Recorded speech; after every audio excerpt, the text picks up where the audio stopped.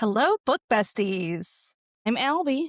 And I'm Nikki, Welcome to Backstage with the Book Babes. where we spill the tea on the secret lives of your favorite romance authors.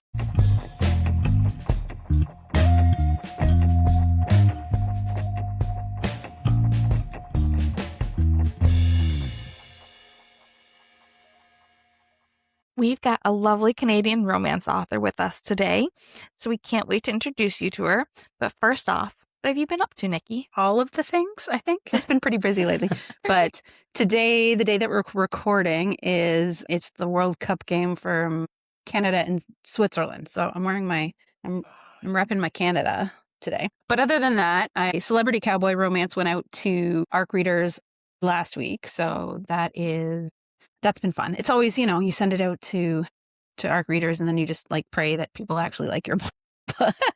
But it's been good. I've got a few reviews and ratings already, and it's good. It's been a good response. So I don't know. I'm really excited about this one. Awesome. That's Wrangled by the Star. That's coming out July 16th. So this episode will be out July 8th. So it'll be a week later. So you can still pre-order it. Just saying. Sweet. And then the other thing we're working on is the sports romance convention, myself and another author friend that we're hoping to bring to Canada. So we've been working on some very fun things behind the scenes. Like we've got a logo and a mascot and stuff. And we're going to be starting to invite people onto our social media sites and announcing our name and logo and doing all that fun stuff soon. So that is what's going on with me. I know that you have been super busy with your GR Lit Fest, Albie. So spill the tea. I want to hear all about it. Yes, it has been going fantastic. We are in our second year. It's a week-long literary festival here in Grand Rapids, Michigan. It's all free to attend events. We do all different genres. We did book trivia already. We did the sci-fi fantasy panel already. We had our author happy hour already. And we're doing children's story hours every day. It has just been amazing. We really appreciate the turnout, not only of our authors, but our readers and our community, because that's what we're about, just supporting our community and creating a community in and of itself. So that's been amazing. But it has also been stressful with the planning, and also my own book comes out July 7th. So it's yesterday as of this as of this publishing. And that is Bro Awesome. The Trick Shot, Why Choose, Workplace Romance. So a lot going on, but I love that. As always, right? Exactly. So that's what's going on with us. But now we are very excited to introduce you to Madyn Rose, a sporty book babe. Welcome to you, Madyn. Hey. Welcome. I'm so glad to be with you guys today. Yeah, We're glad to have you.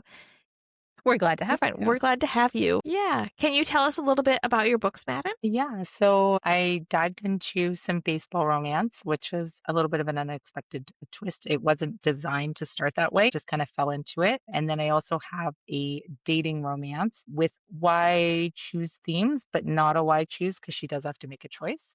But all of the stories are a little bit kind of complicated, like messy love, because that's always just super fun to write. Mm-hmm. Oh, yeah. Sure. I love that. Yeah.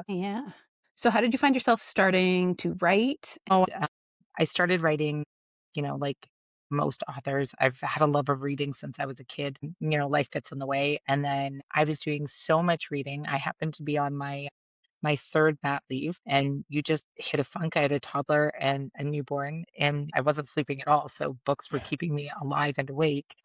And I had this story rattling in my head for the longest time. And I thought, who knows? Let's just get it out and see what happens. And then it just kind of took on a life of its own. I became obsessed with the story and writing, and I was scribbling in between, breastfeeding and night times and everything to try and get it done. And I found I knew nothing about writing. So I just kept going and going and going. And then eventually I was like, maybe I should look into this a little bit more.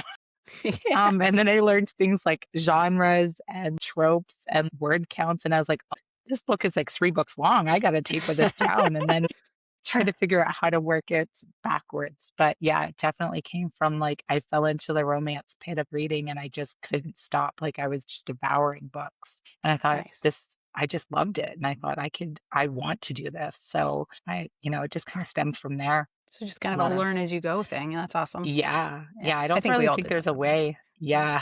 You just kind of jump in and wish for the best. Yeah. Exactly. Learn as you go. Exactly. Yeah. Yeah. Exactly. So your Nice. new book coming out is baseball romance, and then your other Yes. two, what do you classify them as? Like what kind of So the subgenre? first one is also baseball romance. So the Oh, okay. first book, Chasing Hearts and Chasing Summers, which is the new book that's coming out, is an Okay. interconnected standalone. Gotcha. So originally when I wrote Chasing Hearts, Mhm. the main character, Jake, he is a baseball player. And so it just kind of fell into that baseball because I was thinking, well, if she has to level up because of a crappy baby daddy, because it's a single mom book, then I'm going to make this guy real good. And then I'm a baseball fan. So I was heavily watching Blue Jays and baseball. And I was thinking of the different sports or like billionaire, like what could I make him? And I thought about hockey, but then I was like, that's a lot of learning.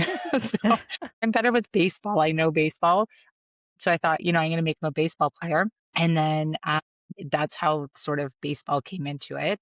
And then when I was debating which way I wanted this series to go, because there's a large cast of characters that I could do billionaire, I could do small town, I could do sports. Like it's got like a really wide net in that book. It had this overwhelming voice in my head that said, make it this character who's from the first book, who's one of the teammates that they kind of have a bit of rivalry because he's in the first book as well. And it's definitely, you can see that spirited romance rivalry that happens in the book. And the storyline came so easily. And I was just like, that's it. We're going baseball. We're just doing it. So Nice. that's what kind of happened with it. I think it's a good Awesome. time for baseball romance. Oh, yeah. Oh, yeah. It's just such a fun genre and you can do so much with it. Like Yeah. it's just like baseball is just fun to watch in general. Yeah. So you said that you've already kind of loved baseball. Did you still have to do any research specifically for your baseball romances? I mean, I'm not going to say I didn't watch a lot of baseball games because I sure did. I definitely had some stuff on TV trying to learn. My Google search history probably looked ridiculous. Like I was a soccer fan trying to figure out how schedules line up, like how many days are they in town? Are they out of town? Do they days Yeah. off?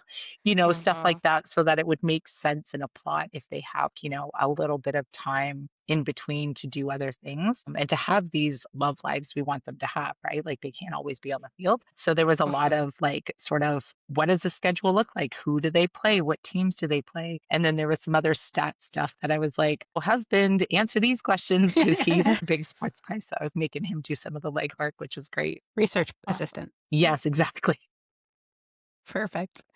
Yeah. So your two baseball romances are interconnected. Your second book that you wrote, is that connected at all to this series? No, it's a complete standalone. Okay. Okay. That was the book that I wrote. When you write your first book, everybody says don't make a series immediately because at the time I was looking at traditional publishing. So they're like, start a completely different side project just to get your mind out of things. So I started a book of dating and it just sort of took off. So it was supposed to be like, boy meets girl, they have a history. In this case, she's a widow and she's young. She's in her 20s, her late 20s when she's widowed. And then it's like, well, how do you start from that again? You don't necessarily maybe want to jump in. You've been, shattered. So you don't want to jump into another relationship, but you are also in your 20s. You know that, you may not enter celibacy for the rest of your life. So what are you going to do, right? So then the idea of making it a dating book where she's trying to get her feet wet, she just wants to have fun. She's had a great love. She doesn't think that she can replace it. And there's that sort of guilt about wanting to replace them. So it's a little bit more of a heartfelt journey about her healing, but it's also spicy because she does have some really good love interests. And she ends up with three. So there's the best friend, the best man, and the boss's brother. But you sort of have to figure out how she ends up with all three and then who does she end up choosing. So there's a really good connection in the story that acts as a plot twist. So it sort of brings the whole story together, but she will eventually choose one. And it's always interesting to hear reader feedback because it's always like, did you think she's going to choose that person? And very few people have said yes. So I'm like, okay. So you did good on the hiding the plot Yes, twist. apparently I did very good on the hiding the plot twist in that, which I'm kind of proud of because I'm like, plot twists are hard in romance books. Most people can kind of guess them along the way. And, it worked out really good. And I love the story. I think it's not something you see very common, with one, widow romance, and two, there's a lot of why choose books. And I do like reading a good why choose, don't get me wrong. But I just thought in this case, maybe a choice would be better for the character. Yeah, I think it all has to be character driven of like if they would do why choose or if they would actually choose in the end. Hmm. Yeah. Yeah. Yeah. So you said that your next book comes out end of July. Do Yep. we get any hints of things you haven't dropped yet that we get to know first? Ooh, there's definitely some romance scenes in them, and definitely there's really good scene where it's a fake dating romance. So at some point, we have to have the characters finally like out and about. Like, is it real? Is it fake?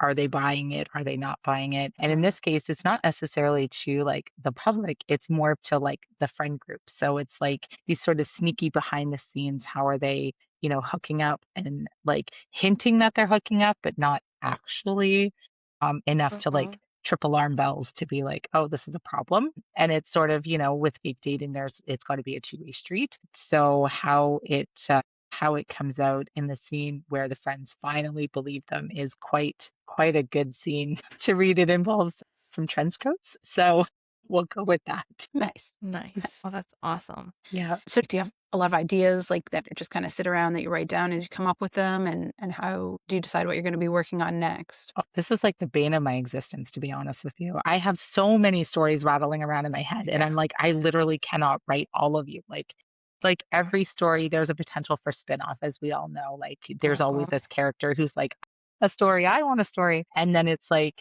do you write series? Do you write standalones? And I will say, it was a little bit tricky going back to writing Chasing Summers after writing Chasing Hearts to go back and try and remember those details that I didn't quite catalog well enough. I was like, I don't know that I want to keep writing series. This is a lot of memory work. Standalones is just like a blank page. But yeah, there's definitely, I've got two books right now that are both in my head. One I actually started way back in the end of last year, beginning of this year. That was going to be a new series. And then now that I finished uh, the Twisters the Baseball books, I was like, there's room for one more in there. So maybe I should finish up that series. So I've got the two of them are kind of battling right now. And then, of course, it's just like I get frozen. Like I don't know which story speaks most to me. Like part of me says, start this new book. It's shiny and new. And the other one says, I'm way too long to close out a series. So Yeah. yeah, they just kind of, it's hard deciding what to do. Even when I did decide to write Chasing Summers, it was a good long while before the decision to continue with that series came up between all the shiny new books that have Yeah. populated in my head. And every time I'm out, I was like, oh, notebook idea. I'm going to do this one. And then, I did some traveling. So that brought up some travel romance. I was like, oh, maybe I should do this one. And then I'm like, okay, slow Mhm. down, find a way to focus on one. But yeah, Yeah. I'm still stuck as to which direction I want to go, but I got to put pen to paper because I got to get some books out. So it's Fair. hard. Yeah. Do you guys find the same challenge with like trying to figure out what you're writing next, or is like am Too I many just crazy ideas over for here? sure. Too many Yeah. Right? ideas. But Yeah. I do kind of try and write in my series. So Yeah. I had one Yeah. complete series and now I'm kind of have started two more series. So, it's kind of like working on those. And then I've got another, yeah, too many ideas. Yeah. Yeah. It's Yeah. Oh, always yeah. ideas. I keep them in like a little recipe box so that way I can Oh, like jot down the whole like abstract and any notes and then just put it in the box and then I can pull it out when I'm ready. well, You're that's smart. clever. Smart. That's clever. I was like, I use Thank you. OneNote to write down ideas, and then I have like 16 notebooks of the Yeah. first line of like 16 books, and I'm like, okay, eventually I'll get back to it. But yeah, One day. Yeah. I do find my OneNote Exactly. has been helpful for that. Yeah. I always say that is the one reason that I'd want to be turned into a vampire because then I could just write all the books that are in my head and read all the Mhm. books that I want to read, and that'd be great. But Be Yeah. so helpful. no Yeah. vampires have offered yet. So Nuts.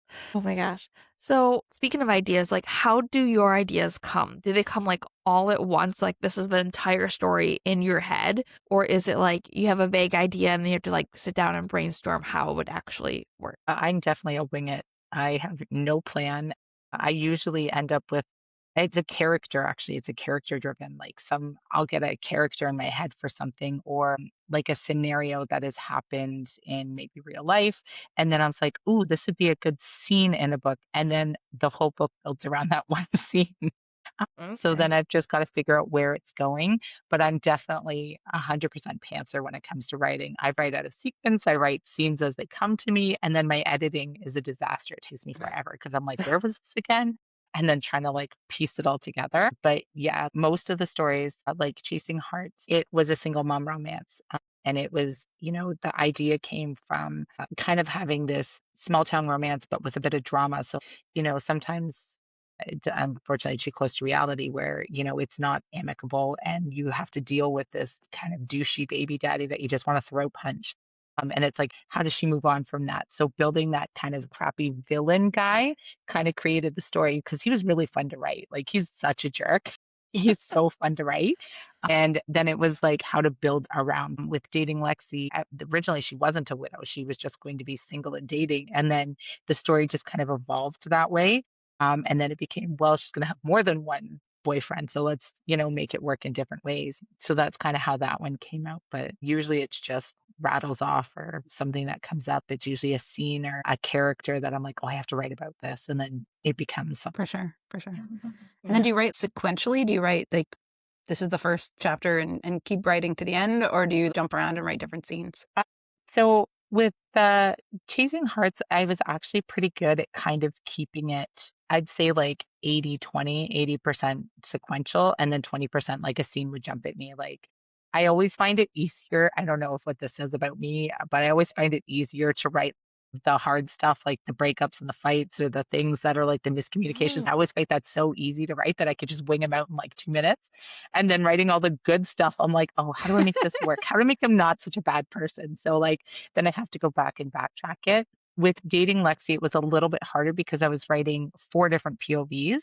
So it was in which order they were going to be in, who was going to see who, how was it going to interconnect, and how would she date them, and then end things and then roll into the next relationship. So it's a bit, that one took a little bit longer to try and figure out. And then with Chasing Summers, I actually did write that one pretty sequentially, thinking back on it. But to be honest with you, I feel like that was a blur writing Chasing Summers. Like I just managed to get it done. It feels like I just blinked and it was there, which was not the case for sure. So it was definitely more of sitting and charting out that time. The new books that I've started, because let's face it, we've all started some. I was really good at writing sequentially because it is a past present book, because it's going to be a second chance romance. So it was like, how did it happen in the past, then where they're at in the future, and then sort of back and forthing it. And because of that timeline, I have to write sequentially or I'll totally get lost in what I'm doing, let alone what the reader is going to experience. So that's been good because I get to have a bit of the back and the forth on that one because I'm writing in 2 different timelines. Nice. Yeah, That that sounds one's complicated. interesting. Yeah, it's a little bit complicated, but it writes easier than I thought it would, surprisingly. That's good. Yeah. Yeah. That's awesome. And then what are your vibes for writing? Like, do you need it quiet? Do you need music? Do you need snacks? What are we talking here? Oh, definitely snacks, coffee. God, I love my coffee. I will take it hot, cold, iced, latte. Doesn't matter to me. Just bring it on. I'm definitely a snack person. I like chewy candy, so like Twizzlers, nibs, things like that. I'm munching on them. I don't like chips when I'm writing because your fingers get so dirty and you're constantly trying to clean them on your keyboard. Yeah. As for background noise, it depends. So like if I can, I do find when I listen to music, I'm really productive. So I'll put my headphones on and I really like those when I go to a coffee shop. I find I am 10 times less productive at home. I could sit at home all day in front of my computer and I'll type out 200 words. Like I'm like, I got to do laundry. I got to clean. I got to do mom life. Life gets in the way. So I get nothing done. I go to the coffee shop or the library for an hour and I'll bang out 1,500 words. And I'm like, I just can never be home. Yeah. But when I am home and I do want to write, I actually put on horror movies. I put on old horror movies. I will watch things like the AMC Fear Fest in October, the whole month. I have that on in the background. I watched a lot of Jurassic Park, just like old movies that it's on as background noise, but the TV set at like, I don't know, 3 or 4. So even when the dinosaurs are roaring, I'm not looking up at the screen. Yeah. And the same with shark movies, the Meg, like Jaws, things like that, that is just on, but I'm not actually watching it because if I put anything else on, if I try and watch any sort of series or love stories, I get sucked in and my eyes are just glued to the screen, but I can't sit in silence either. So definitely it's kind of a weird production to have horror movies on the back as I'm writing like romance smut, but it works for me. That's So all I will right. keep it Yeah. I will keep it at that. Yeah. And so when you're deep in writing and momming and lifing in general, what are your what are your self-care go-tos? I don't think that exists.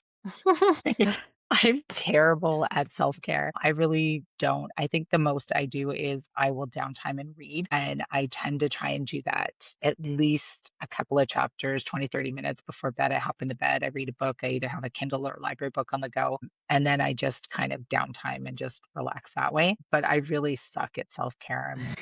It's It's hard. always like it's always on the go, and you just, you work, you do mom life, and I have a pretty flexible schedule. Like I'm off through the day sometime, and there's no kids home, which is great. You're like, oh, I get so much work done. The reality is you don't. You Yeah. get sucked into doing all the house stuff and Yeah. grocery shopping and doctor's appointments and things that it's the same as if I was home and worked all day and then came home and wrote. So Yeah. definitely Yeah. not great with that. For Yeah. sure. How are you finding that balance between writing life, marketing, and life outside of being an author? I know a lot of people have trouble balancing like writing and marketing, especially. Oh my God, marketing is like the bane of my existence. Good Lord. Seriously. The first two books, I will honestly say I suck. I didn't really pick up on marketing and like the importance of, I was like, here's a book, take it. Please, someone, anyone, read a book. And so I didn't really do that. With Chasing Summers, I've sort of upped my game a little bit. I've definitely been on social media way more. I've learned to try and remake, like to do my graphics ahead of time and do like a batch Mm, of them and then Mm. time release them so that they're already Yeah. set to go. So it's just something that's off my plate. And, ads, trying to figure out ads. Don't ask me about Amazon ones. I cannot figure those out for the life of me. But, do I want to boost post? Do I want to try and work on that? Also, with Chasing Summers, I have a very teeny tiny street team who's helping me push some stuff out, and that seems to be Nice. working. nice. But like for the other ones, I got nowhere. And it definitely shows in my sales. Like it's not great, but that's because I'm still learning as I go. I'm Yeah. hoping that, Mhm. as I grow and I have more than 3 books out, it starts to click to be like, do these things. Yeah. But Yeah. yeah, Yeah. it's definitely marketing is really hard when you're self-publishing. And I know for me, it's a little bit different. I'm a hybrid. So my first book, Chasing Hearts, was picked up by an independent publisher that's a small digital publisher. So it's the same as doing the work. It's just you have a bit of backup support with Mhm. it. But again, it's small. It's not like I have a big five behind me driving Yeah. stuff to go with there. So it's a little bit different, but the marketing is still something I have to For figure out sure. how to do.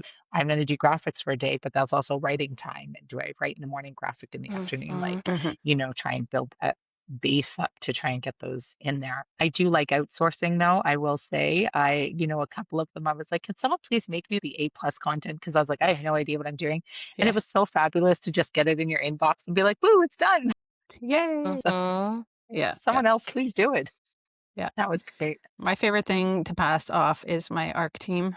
So Mm, managing my ARC team, because that is just, it's such a thing to do, go through all the applications and everything. So yeah. I have my PA working on that, which is nice.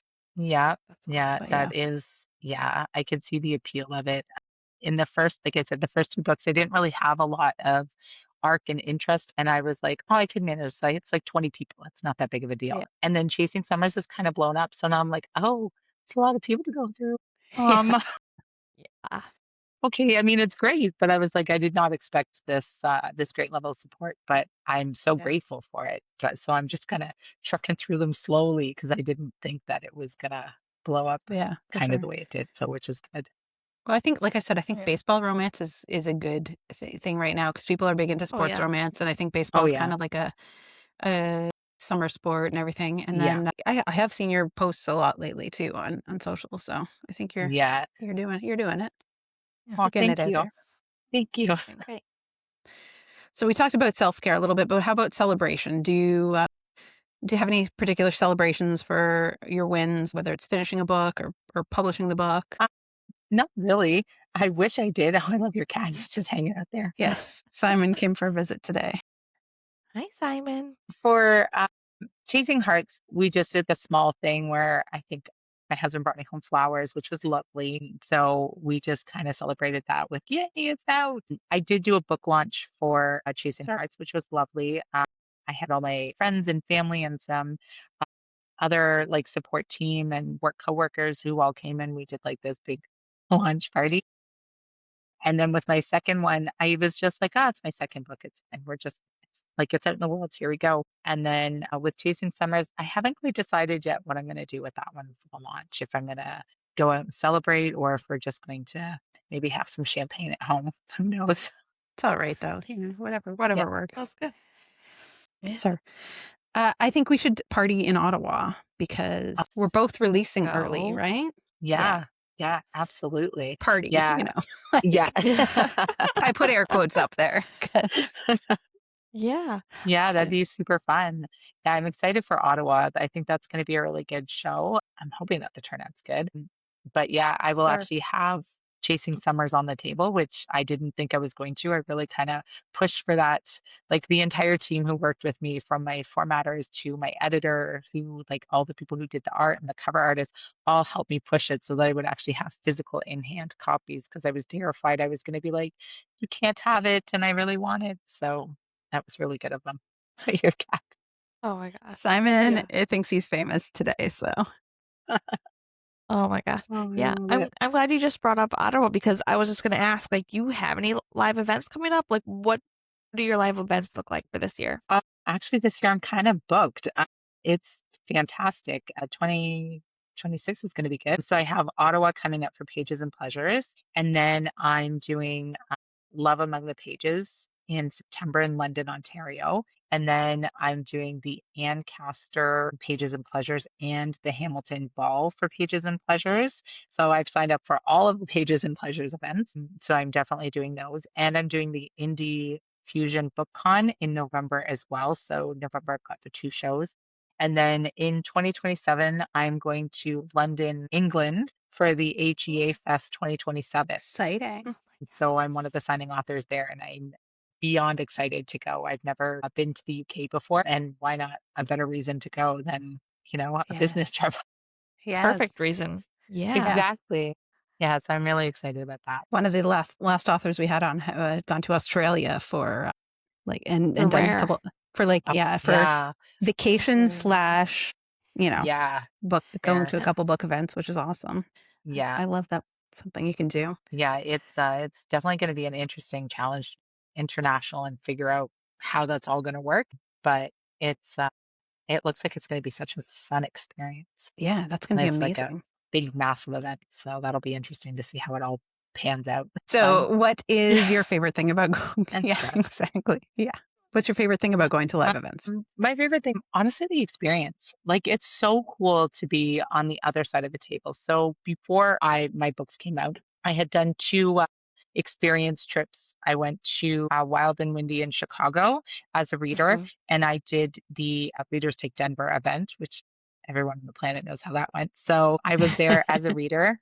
And I had gone to that event because I was actually supposed to be one of the signing new authors for the next year. And I was like, let me go in and see what this is all about so I know kind of what to expect. Smart. The show was massive. Like it was so big and there was so many different rooms and so many different authors. Like it honestly makes our Canadian ones look so tiny because you're talking a giant hotel with like four ballrooms and ticketed authors and like, Yeah. thousands of people crushed in these rooms. So Yeah.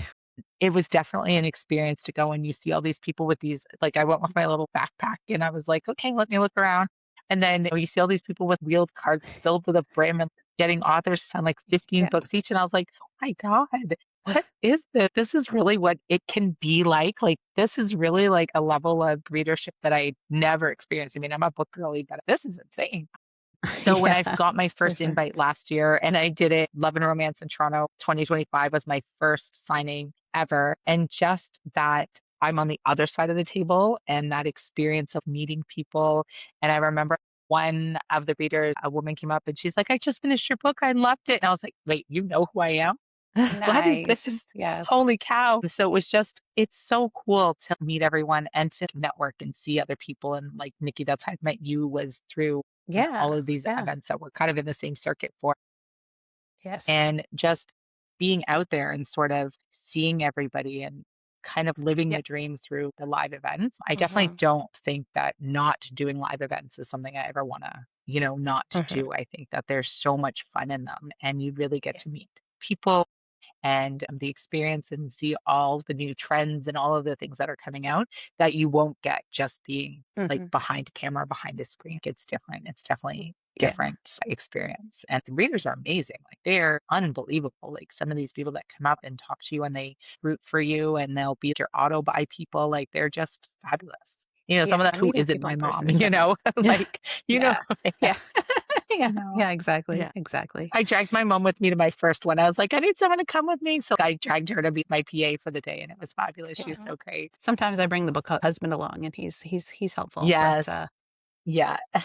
for the bigger events, for sure. And sometimes you can kind of make it Yeah. a mini vacation too. If you have you can get a weekend away, the two of you. Yes, it's busy. Yeah. Yes, you're doing a lot of stuff, but it's still nice to have that time together. My kids are a little bit Yeah. I older though, think so I was saying my kids are still really young. So I've got like mhm. teen to toddlers. Yeah, Oh, he's unfortunately stuck at home with the kids while I'm doing the yeah, events. yeah, But we're trying to hope maybe for HEA we can get away because that would be a lovely parents only trip. mm, yeah, Yeah. But I have a lot of kids, so it's hard to get someone to watch them. yeah. So That's fair. there's Yeah, four, and it's a challenge. So they are, yeah, I love them to death, but they could be, they're kids, they're boys, for sure. they're everywhere. So that's it. I only have the two, and they're Yeah. the same age because they're twins. So it's That's good. fair. It's good. That's Yeah. fair. Yeah. So, doing these live events, have you developed a pre-show ritual that you do right before the doors open? A panic. I was just like, please, someone come and talk to me at any point today, and I'll be happy. Yeah, I totally just kind of give myself a pep talk of like, it's okay, it's kind of like just letting myself know that no matter which way it goes, even if it doesn't go well or, not very many people come by, it's still okay because you're still there and you still have these great authors around Mhm. you. And I know, like our last show, the Love and Romance in Toronto, wasn't a spectacular show for me. But my saving grace was I had Devin Sloan next to me and SL Sterling Oh, was next to me. And they are just the two funniest people. And we just totally have a whole vibe and a day going. And Nice. it just made it so much better. So it still was a great oh, day, even though it was different on. Fair. Yeah. yeah. Oh, that's awesome. And so when you go to these events, what type of swag do you bring with you to pass out to readers or to buy? So last time I brought out stickers. I have like little like postcard style art cards, bookmarks. I've got some freebie stuff. And then this year, this event for Ottawa coming up, I'm going to have a little bit more stuff because Chasing Summers is coming out. And I sort of went down the character art rabbit hole as Start. we've all been there before. This Mhm.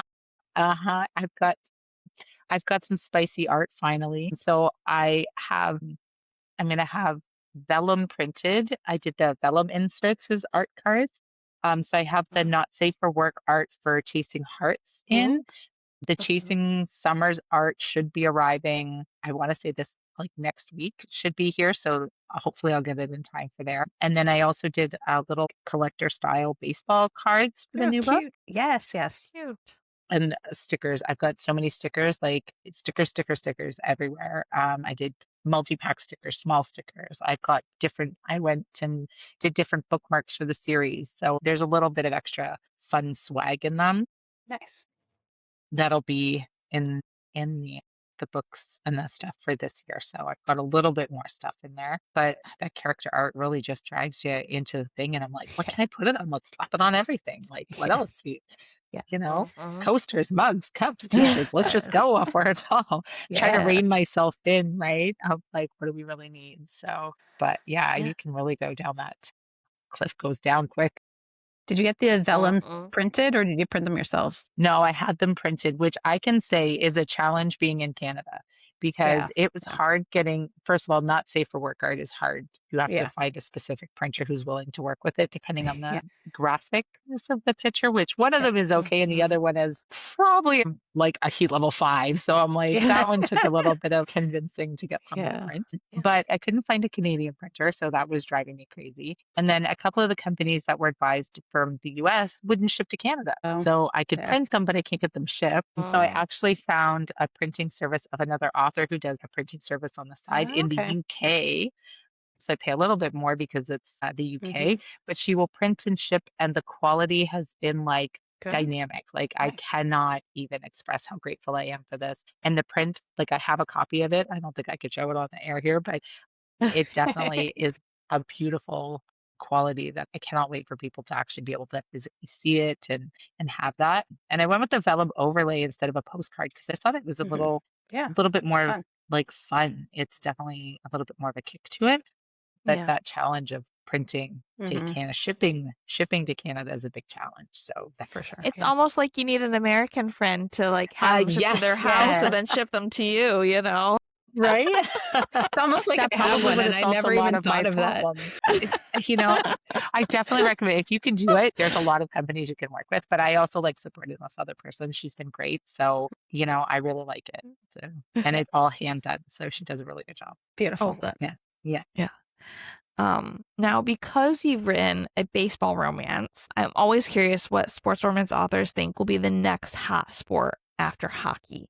Do you think another sport is going to come in and be super popular, or is it just going to stay hockey forever? With Forever. this off campus coming in, I think it's definitely going to be hockey for a while. I definitely think like that whole series and the heated rivalry and off campus have just like Yeah, seriously. crushed every sports goal that there could possibly be in books. I think that you'll see a little bit of an elevation with things like soccer. I think mainly because the World Yep. Cup is on, and I think there's a lot of people who are going to get inspired by that. Yep. I do see a lot of skating romances, not necessarily hockey, but ice skating, Yep. figure skating, things like that. So I think that that is definitely more of a trend of what I think that you'll see. But I think that hockey and baseball and football, there's been a lot of Football, football yeah. romance. And I don't know if that's because of the whole, Taylor and Travis thing, but for like a little while there, everything I saw was Yeah. football. But yeah, I think those definitely see the take. Basketball too. I don't know. I see basketball romance, but not as troves like I do with either baseball or hockey. Mhm. Mhm. So I feel like football, baseball, and hockey were kind of the main three sports romances that were mhm, out there quite a bit before sports romance hit really big in the last few yes. years. So they were already Yeah. kind of there below the surface. So I think they'll continue to go and grow as people are like, well, we want something different than hockey. So they'll always be Yeah. there and then branch off into other areas. I think you're right. Soccer is definitely. Yeah. I see Probably a gonna lot of come people in. asking for soccer romance Yeah. recs Mhm. online right now. Yeah. Yeah. Yeah. I've seen that too. And same with rugby, sort of along the lines of football, but Yeah. like a Yeah. lot of Yeah. people be like, is there rugby romance Rex? And, I'm like, Mhm. well, I can point you in the direction of a couple people, but yeah, Yeah. like it's more of what Mm-hmm. you're like looking for. Mhm. Yeah. But I think the top three are gonna kind of stay where they are. Yeah. Unless something Yeah. comes along and hits Prime or Netflix that's gonna take us out. When Jacob Tierney buys our roller derby romances to turn into a series, right? Mm-hmm. That's what it is. That's Yeah. what's going to I'm happen. ready for that call whenever they are. Yeah. Yeah. Anytime, anytime. Yeah. Awesome. So, speaking of Jacob Tierney, what would you say was or will be a moment that would make you feel like you've truly made it as an author that's not monetary? Because I feel like getting a TV adaptation that would be a pretty big one. But is there anything else? Yeah. Yeah. I think the dream would be something like, a TV adaptation of a movie. I don't think either of them would be series ready at this point because you need a lot of books to back that up. It'd also be logistically challenging. But my dating romance, that could totally be a Totally. TV show, just saying, like if Shonda Just Rhimes ever sees this. It's got lots of multi-love interests. If you like things like, Reese Witherspoon is always starring in movies where she's got to choose between a couple of love interests. So, if she wants Yeah. to pick it up, it'd be great. But like yeah. on another level, sometimes, when you want to walk into a bookstore and you see your books lining like a whole Yes. shelf instead of just the little sideways turn of Yeah. like, here's one book. I think that Yeah. would be like Yeah. automatically, I'd be like, oh, look, it's amazing. Like Yeah. it would be amazing to Get your see whole like display. Yeah. Yeah. yeah, Yeah. and to see it all there, that would be really I think that would be like a really good deal. That would be awesome. Oh, Yep. that'd be amazing. Yeah. Yeah. So we've asked you several questions, but is Mhm. there a question that you would like to ask our readers? And then for everyone listening out there, we'll be posting this on our Instagram as well. You can answer there or you can answer in the comments below on YouTube. For the readers, what drives you to a book? I mean, obviously, we all say don't judge a book by its cover, but we all darn well know that we do. You pick it up, you flip it over, you leaf through it. What does it have? What doesn't it have? What's kind of Mm-hmm. the blurb?